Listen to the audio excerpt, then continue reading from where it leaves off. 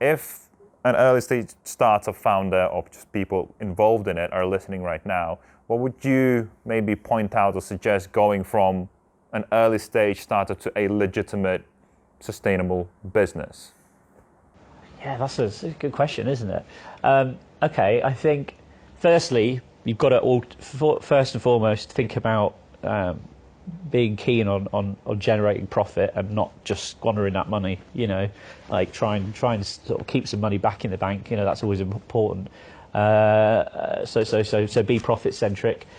I think even prior to that, just have there's too many startups which are completely reliant on investment money and they don't really think about how they're going to monetize. So they're just literally launch something and think, oh yeah, we'll worry about how we monetize it later. I think if you've got a monetization strategy in place from the get-go, that's also very key from kind of going from an early stage startup to something that's kind of sustainable.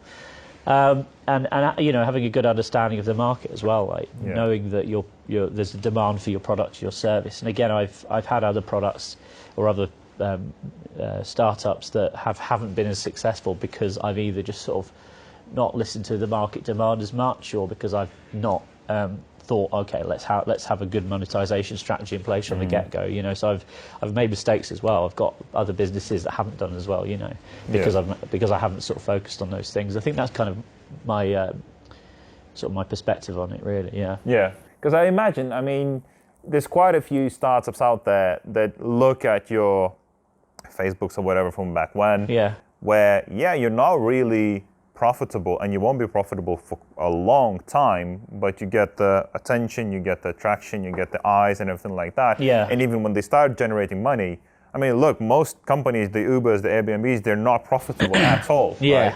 And I think that kind of image is instilled in a lot of today's startup founders, where they do completely rely on investment. Heck, we rely on investment right now. Even though we have a monetization model, it's not one that all of a sudden you get one client and you're kind of good for one person's salary. Right?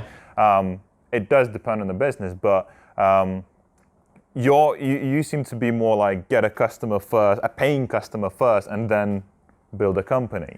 Yeah, I think that's. But then again, I had a platform called MCR Live, which was kind of a hybrid radio station, kind of media, a publishing company, which we launched here in Manchester. One of the reasons we created that was because we launched Radio.co about 2 years in, and we were like, okay, we haven't actually got our own radio station. Let's create one. So to begin with, we launched something called NQR FM, which was for the northern quarter, and then we thought, oh well, how can we scale this up to be something a bit more exciting? So we thought MCR Live, and I went full in on that. It was I hired 6 team members to be part of that. We had a studio. We spent a lot on equipment. We ran that for 2 years. It was a great experience. We had a lot of fun doing it, and it was useful in the early days as well because it was providing direct, real-world feedback into the Radio.co platform. So it helped us kind of build and continue innovating it after launch. But then 2 years in, at sort of start of 2019, I decided just to pull the plug because it was we'd achieved growth in terms of we'd created a sort of a good following. We were getting listeners. We had eyeballs on our social media accounts, but it just wasn't generating any money. And I made the mistake because I launched it without really having a plan of how we were going to monetize it. It was just well, let's build this thing first, and then we'll figure it out when we get there. And we got there. We were having lots of productive meetings.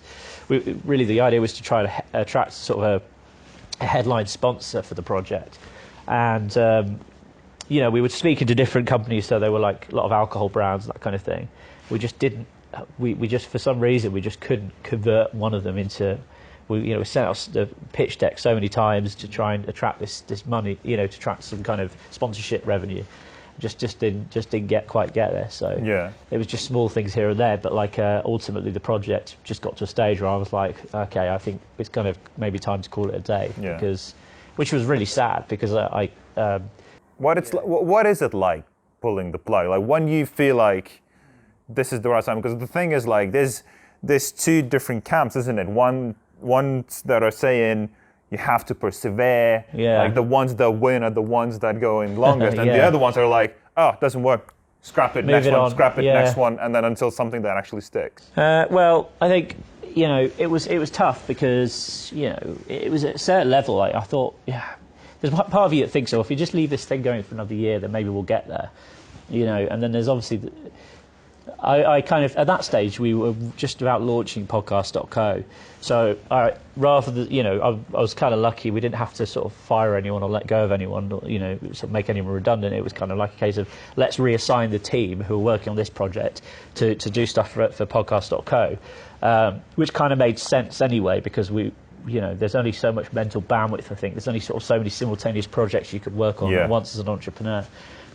And, I think it was time to focus on the podcast.co side of stuff. So that kind of made the decision a bit easier, I guess, for me.